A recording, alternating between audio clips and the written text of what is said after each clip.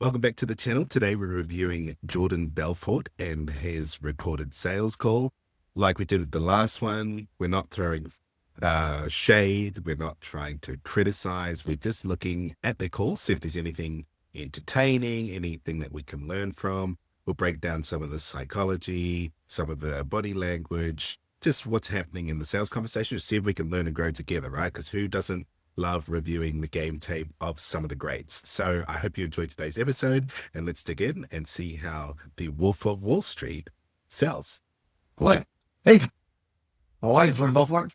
Nice to meet you. Nice to meet you. Thanks for taking the meeting. Thanks for coming in. Great. Having a good day? So far, so good. Yeah. So far, so good. Look how relaxed he is. He's so chill. He's like leaning back and like, yeah, this is what I do for fun. Sorry, did this only in about 20 minutes. Oh, but, wow. I got it. Hopefully we can get to the repeat. Perfect. So real quick, I guess the way it usually works is I kind of want to know about you, your company, what kind of challenges are there? There's an immediate challenge there where the person has potentially come in late. I'm not sure of the greater context here, but he's mentioned he only has 20 minutes. And this is a kind of power play, a kind of frame control where he's saying like, I only have 20 minutes, so you do your thing. And Jordan has launched straight into the pitch, right? The overview pitch. And I think that's probably the right thing to do.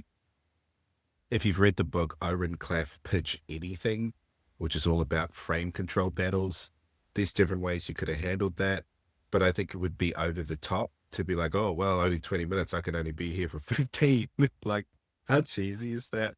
You know, like, can you imagine in that scenario, he turns around, oh, you only got 20 minutes. I only got 15. Like, it's too much. It's too thick. So I think this is fine. Like, this is what a normal person would do. They'd be like, hey, cool, no worries. Here's the top line. Here's the 3 things that we do. And then getting into it. Right now, what's right in your business, what's wrong in your business. And based on that, what we do here at LMK, we kind of tailor make our strategies directly suit our clients' needs. We have 3 areas of excellence we focus on. Mm-hmm. Capital markets, hedging strategies, commodities hedging, finance for your business. B, investment banking, meaning if you're looking to go public, raise any money for specific projects, both foreign and domestic. And lastly, of course, asset management, your land, your trucks, and trying to maximize your value there. But again, that's just broad areas. I look to each client kind of as a unique situation and try to kind of tailor it. So if you had to say one thing right now in your business that was kind of like giving you the most fun, what would it be? So he set the frame here. This was given the overview. We're going to talk about what's going on now with some of the problems.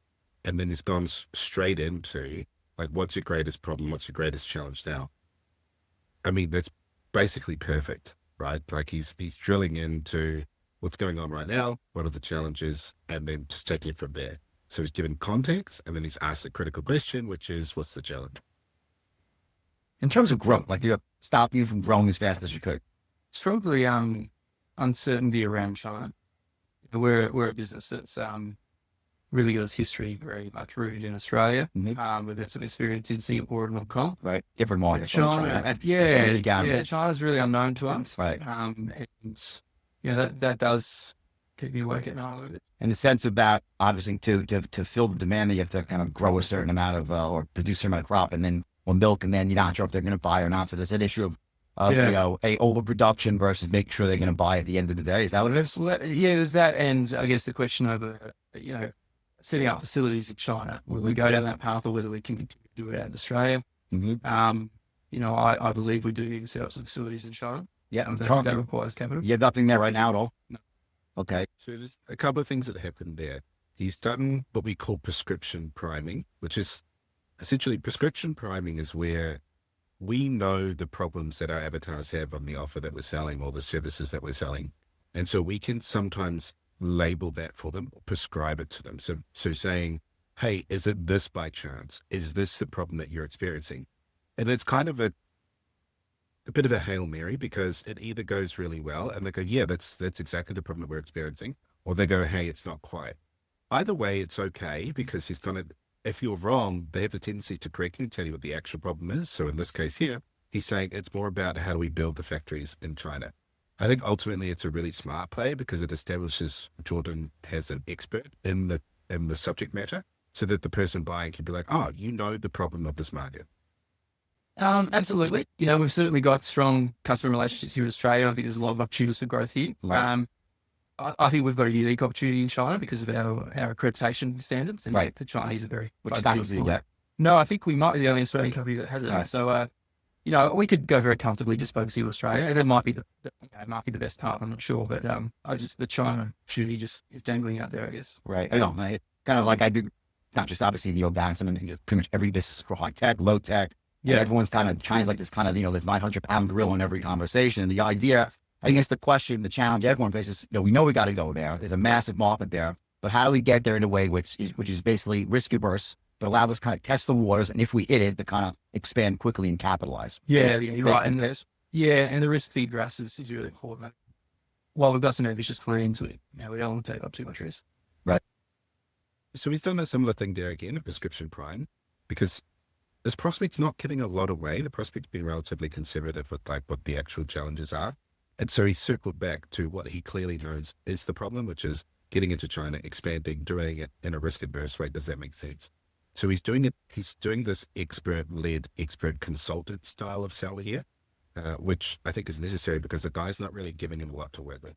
No, makes sense. In terms of where do you fit in with the company? In terms of what's your what's your kind of division of responsibilities? Do you manage the entire company, or how does it work? Yeah, so I'm a major shareholder of the company, and I manage the operations base. I'm very hands-on the operational side of the company. And how about the brothers, the guys those are two? Yeah. One of my brothers is quite involved, but probably not quite as involved as I am. Right. He looks after some more of the marketing and sales elements. Right.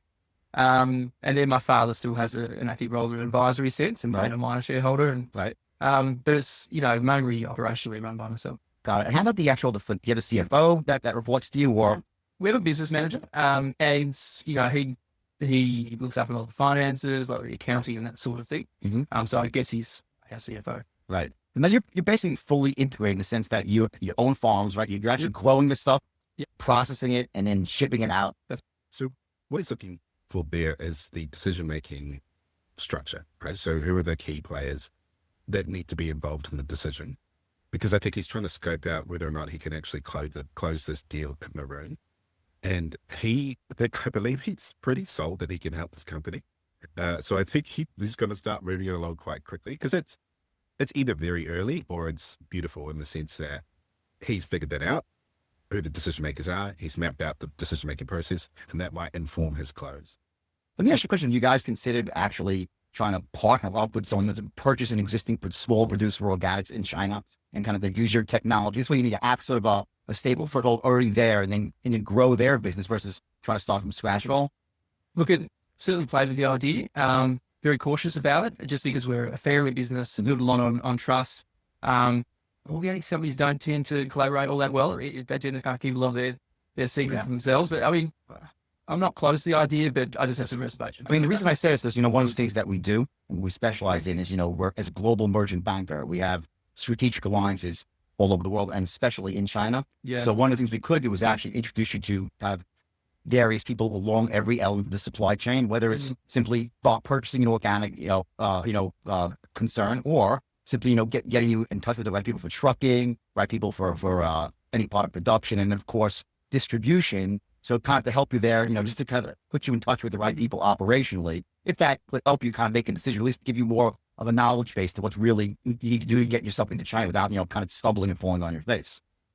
So this is interesting. He's almost seeding the benefits of working with his company. So have you considered this idea? So he's really doubling down on that consultant. I know the problem. I know how to solve this problem. Have you considered this? What about doing this? And these are the benefits of working with us. We can introduce you to the right people so you don't fall on your face if you land there.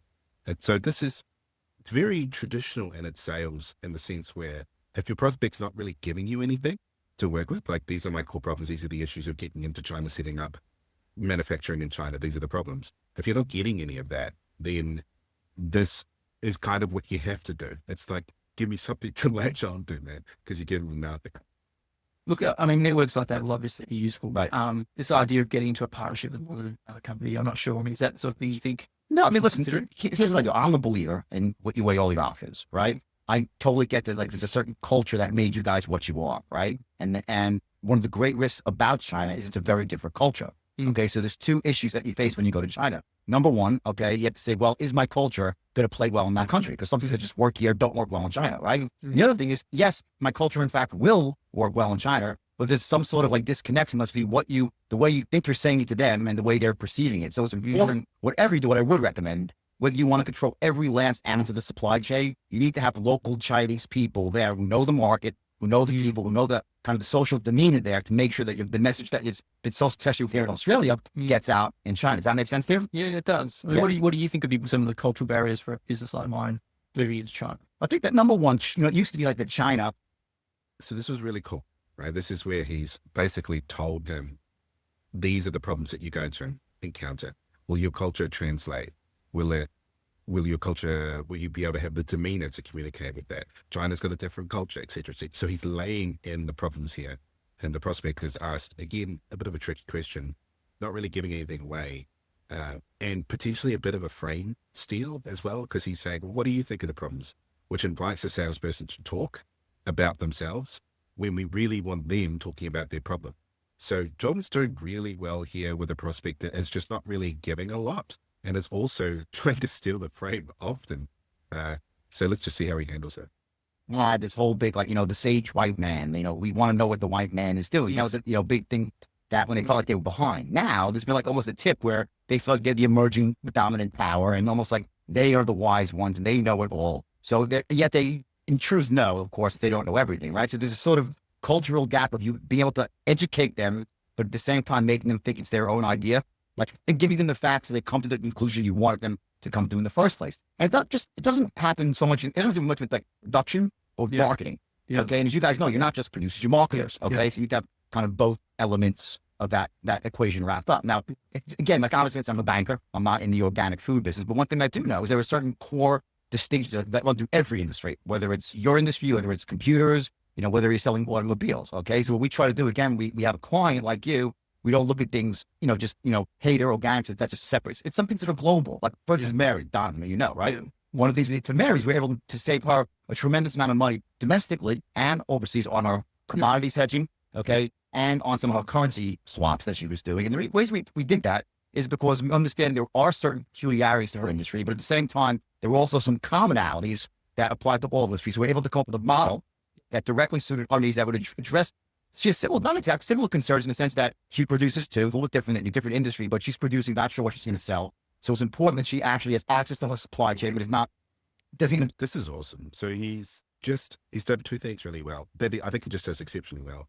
The first one is he's very good at the telling and weaving into problems into his story.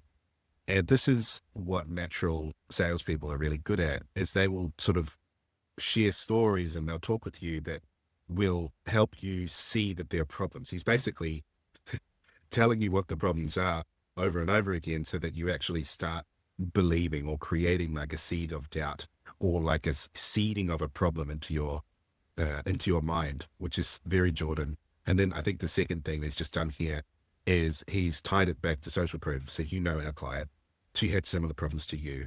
And so he's using that social proof play to get this person to buy into the process, which, it's just beautiful to watch someone that is so natural at selling just do his thing. Stuff like for 2 months of inventory, right? And which is even worse for you because it's perishable, right? But I guess you need to kind of ultra adjusting time inventory strategies, right? Yeah. To drive yourself to market. So I think for you, listen, I know for over the long term, we can do a lot of stuff for you, but I think I'd be best served you by just starting up doing one thing for you. Mm-hmm. Okay. And then let me just start up and try to do one thing for you really, really well. Like, I don't want to interfere with what you do with Titan. I'm sure they're great. Everything I know them are a very good, reputable company. Respect them. But we specify something a little bit different. And one of the first things I'd love to try is take a look at exactly what you're doing with your commodities, the hedging strategies and the currency stuff. With the stuff you're doing both in Singapore, Hong Kong, and in China. Yeah. Okay. And I want to get in there straight away. And I want to go in there and give me a shot to beat it.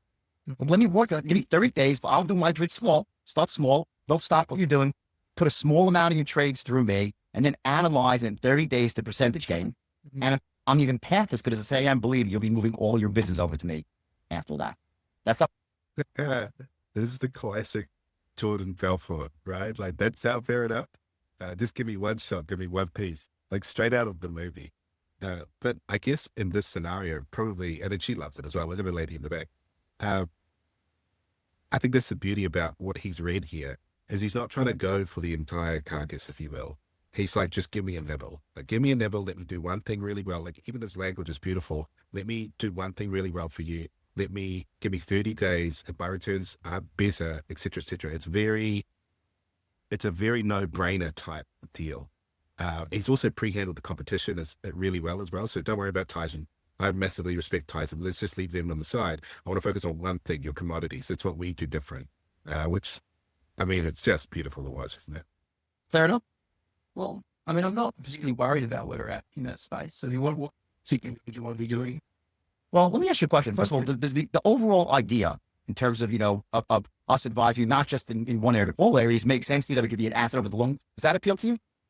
Well, I guess it certainly does. It just depends on, what it's going to cost us. Right. Well, exactly. And of course, cost always in the end comes down to, but it's not just so much cost, it's also the value you get for the cost, right? Yeah. But one of the things we pride ourselves on, okay, just... You're seeing the straight line persuasion here, right? So back to the vision. So overall, does it make sense if we do this thing for you? And then the person goes, it's about cost. He's like, great. Yeah, of course. Exactly. There's a cost. It's not just about cost, is it? There's also value. So it's just textbook, Jordan, just beautiful to watch. It's a company. And the true beauty of what we do is that every transaction that we do with you, okay, we're looking always at two things. A, to keep costs down as much as possible. Anything, whether it's brokerage, hedging, helping you purchase an asset you didn't think you could afford, helping you expand into a new market, going public perhaps, okay, getting a bridge loan in a foreign market. Of course, we always look at cost, okay? But we also look at the 3 to 5 years down the road, okay? Because sometimes the cheapest money is not the best money. So, of course, we'll lay both options out to you. I'll say, listen, you could do it this way and save yourself, 3 basis points, or you can maybe pay 2 basis points more, but you'll be in aligned with the top people in China, okay? It'll be more flexible with terms, and also allow you to grow and facilitate let you grow to where exactly, this is only a $50 million company, fair. Obviously, want to be a $250 million company. So we look at both the short term and long. Does that make sense to you? Do you like that, Roman?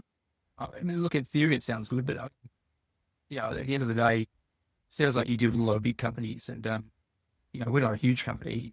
It's a pretty simple business model actually. So I'm just wondering if it's all a bit too much and too complex for us. Right. Right. We've run it pretty successfully in the past by following a pretty simple model. Right. So yeah, I'm just not sure.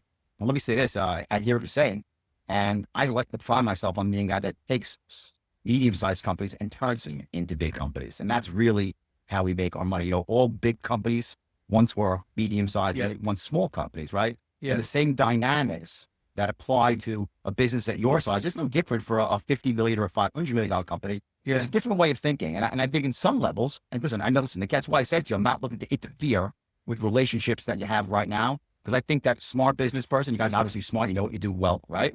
To throw the baby out with the bathwater would be ridiculous. That's why if I came in saying, fire this guy, I don't want that, okay? What I want to be is the guy, I don't want to be that took you from 0 to 50 and have those people. Mm-hmm. I want to be the guy that takes you from 50 to 500 million. Okay, in that area, I know I can be a major asset to you because we can do for you besides, anyone trading commodities and over the long term in the way of taking you public, find you bond financing or notes that you need for, overseas transactions. We can be an asset to your company over the long term. And I just personally see. So he wrapped up the first objection, went straight into the second one. And he's looped back to, we don't want to disrupt what you're doing. You're a smart business person. Like it's all just beautiful, flowy sales, right? And I think there's probably only 1 or 2 people in the world that can sell like this. And Jordan's definitely one. That is, what he's doing is so beyond what us normies, I imagine, can do. But it's incredible to watch, truly. Just this ability to take the objection, put it aside, keep going, keep talking, keep filling, and then finding the exact right words to say. So it's incredible. I'll do that myself. I pride myself on holding my clients' hands every step of the way. I as you know from Mary, only on referral. I'm not a cold calling machine. Okay. It's all long-term relationships. And I know this, I'm going to be judged basically on one trade. If I say, hey, let's do some business together, give me a shot for 30 days and I'm wrong and I stink, you'll fire me as you bro. We'll never speak again. We'll shake hands, hey, it didn't work and that's that, right? And just so my commission on 30 days of business, and this is just to the firm and the government, I can't take white off for lunch in Australia. I'm not getting rich, okay? But I know this. If you see what I could do for you in 1 month, just small, you're not going to get rich or poor, but the percentage gain, okay? You'll see you have a broker that was going to work for you, harder for you, will diligent than anyone ever has. And all I ask is that then down the road, when I really kind of get into your business and see, the bigger opportunities, you give me a shot bigger and better down the road. That's not fair enough. It's like, it's straight out of the movie, but it's just so true. It's like, just give me one shot, give me one trade. It's not about the money. If I perform for you, great. If not, just fire me. Like, he's really trying to pull all of the risk away to get the agreement on one. He's the GOAT. Banking, finance, and asset management, right? I would literally go and comb 3,500 employees to find the exact person that knows your business well, the exact program that best fits your needs. And I keep it simple. I'm here to not just put you into any program, but to hold your stand and every step of the way, guide you in, guide you out, pay a phone call away. And, as far as LMK goes, again, long-term relationships, that's all we've been built on. We're, I think, the oldest or second oldest merchant bank in all of Australia, in business since 1886. So obviously we didn't get to where we are by burning our clients. Okay. And we didn't get there by working on 15 or 30-day trials here. Okay. And then saying, see you later. Obviously, we have earned our clients' trust by being right, by being diligent, by not risking their money. Okay. And by also being there when there is a problem. So again, all I'm asking for is this. I mean, let me put it this way. What's the worst that can happen? Let's just say that I'm wrong, right? Let's say you give me a buck. He's just such a master at it, right? So the handling of that concern of reputation, where he goes, we wouldn't have got to where we were, the second largest merchant bank in Australia, if we had ditched our clients. And we didn't build that on 15 to 30-day trials. Like, we needed long-term relationships. So he really just is this master of, like, finding a way to just lure you into a false sense of security of, like, yeah, no, that does make sense. Like, you can just feel yourself nodding along, going, yeah, no, you're right. Yeah, no, yeah. So, what a king, man. What a king. Okay. And hedge, we're $5 to $10 billion through a hedging strategy here. Okay. And let's say at the end of the day, you don't make any more money. Let's say you lose 1 basis point down the whole thing. I'm wrong. You say, Jordan, we're just full of it. Didn't work. And you fire me. Is that going to put you in the poorhouse as a company? Honestly. Look, probably not. I mean, I had to see the numbers. But, it's not going to kill you, right? Right. And on the upside, let's say I am right, which I know I am, okay, and I can show you a 25% return. And you're like, Jesus Christ, this guy actually saved me, $27,000 on a small amount of money. It's not going to make you the richest company in Australia, right? Right. Not going to make you rich, not going to make you poor. What it will do, it will serve as a benchmark for future business. And then you get, well, you have a guy that knows what he's doing, okay? And from there, we can work bigger and better down the road. So all I'm asking for again is this: one shot, give me 30 days, okay? If I'm wrong, you fire me as your broker, okay? But if I'm right, not only am I going to want you to do with them better, I'll offer some referrals too, because that's my business truly grows. That's not fair enough. Give me a shot. So look, it sounds interesting. He's like I love that. Like, what's the worst that's going to happen? And this is actually really smart in a sense, where most people, when they're worried about making a decision, is they weigh up those two things, but they actually have a fear bias, which is what's the worst that's going to happen. So help them figure that out. Right? Okay, so it's not going to make you rich, it's not going to make you poor. What's the best case scenario? Well, we do a 25% increase. So the question is, do you think you can handle that worst case scenario? And most of the time people can, right? But they just don't have, there's not a salesperson that is confident going into that and being able to handle that. So, I mean, it's just so beautiful to watch. I keep saying this, but he's just so fluid. He's just so able to just speak and say the right thing, which I think, considering his background, like, it's pretty incredible, inspiring to watch. That's it. Okay. So we get into business. Who else am I going to deal with? You're a big company, and we're going to want to get you each time, or you're a other product specialist. I feel trust. I know what it's like with bigger banks. That's why we prefer to keep with a small relationship bank. I don't want that hassle.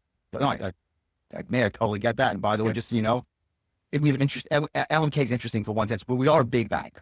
But we're not an ANZ or an NAB where it's so ridiculous and impersonal, okay? Where it's like, you're doing 1,000 bases and the customers, you call the recording up and like press 1. Oh yeah, we can call you between 12 and 1201, right? It's not that, right? We're a merchant bank, and it's a big difference, which is more like a family banking model, which is why I really believe it fits so well with your business model, the organics, right? Because we are an older line. We start off, in fact, in the cattle. We actually started off in commodities. That's why we built our business around commodities.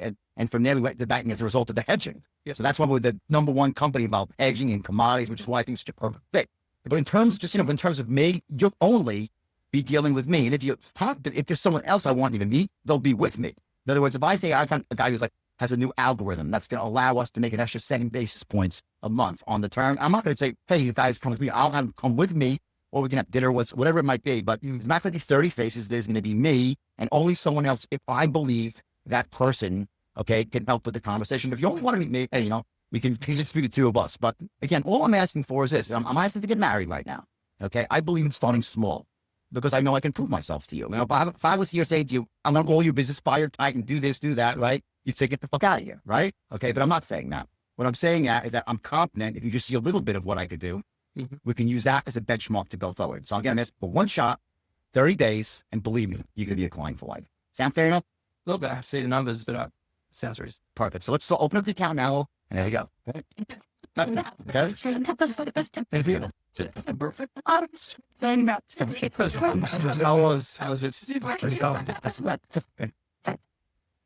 Yeah.